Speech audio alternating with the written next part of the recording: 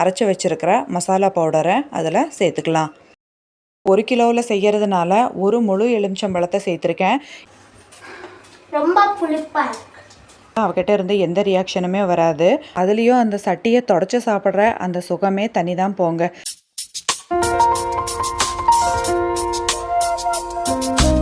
Hi guys, welcome to my channel. இன்னைக்கு என்னோட அம்மா பண்ணிட்டு இருக்காங்க இன்ஸ்டன்ட் மேங்கோ பிக்கல். வாங்க பார்க்கலாம். மிக்ஸ் ரா மேங்கோ சாப்பிடலாம்.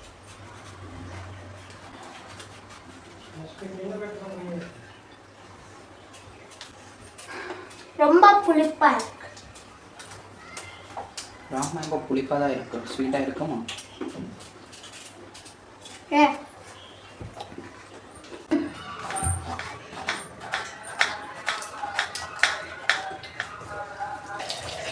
இந்த மாதிரி சின்ன சின்ன பீசஸை கட் பண்ணணும்.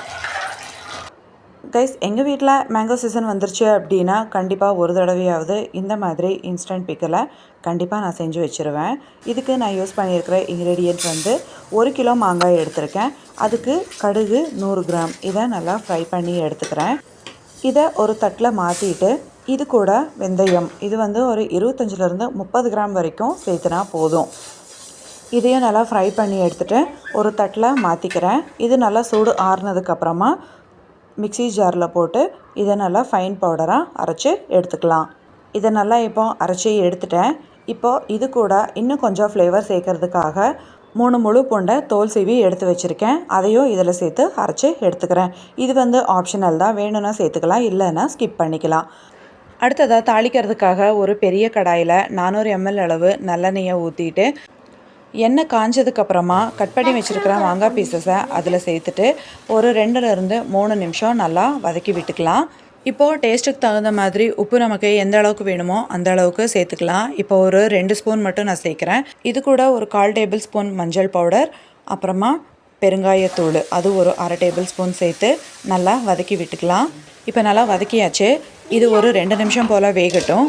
மூடி வச்சிடலாம். பாருங்கள், 2 நிமிஷத்துக்கு அப்புறமா மாங்காய் நல்லா வெந்து எண்ணெயெல்லாம் மேலே பிரிஞ்சு வந்திருக்கு. இந்த நேரத்தில் இதை கலந்து விட்டுட்டு நம்ம அரைச்சி வச்சுருக்கிற மசாலா பவுடரை அதில் சேர்த்துக்கலாம். சேர்த்தாச்சு. இப்போது இது கூட தனி மிளகாய் தூள் இதுவும் 100 கிராம் போல் சேர்த்துக்கலாம்.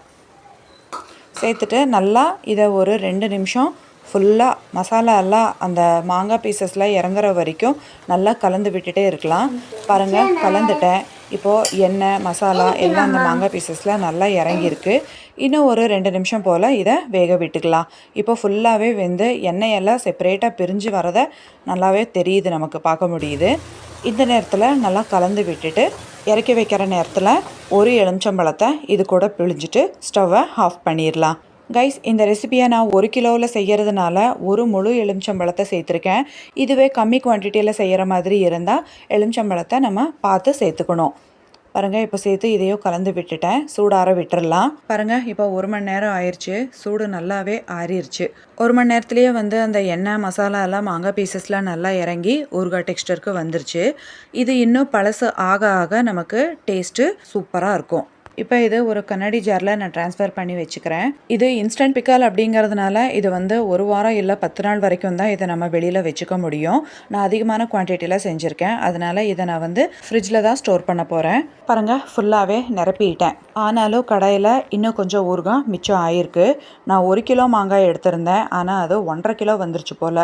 இந்த இன்ஸ்டன்ட் ஊறுகாய் ரெசிபி செய்கிறதுக்காக நான் பண்ண செலவு அப்படின்னு பார்த்தா வெறும் 150 ரூபா தான் செலவு பண்ணேன்.